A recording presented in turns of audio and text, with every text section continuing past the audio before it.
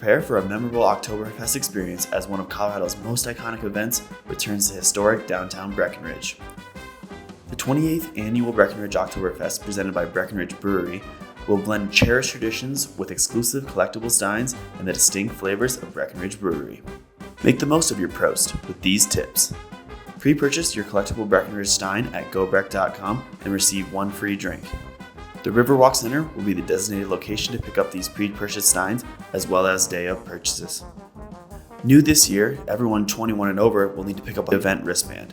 This will show that you're 21 plus and connects you to a credit card for easy beer buying.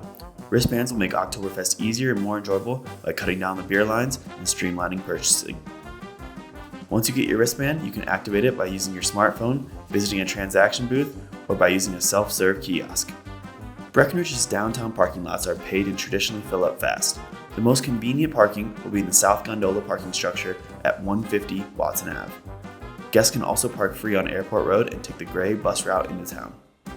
If you're planning on drinking at Breckenridge Oktoberfest, please do not drive.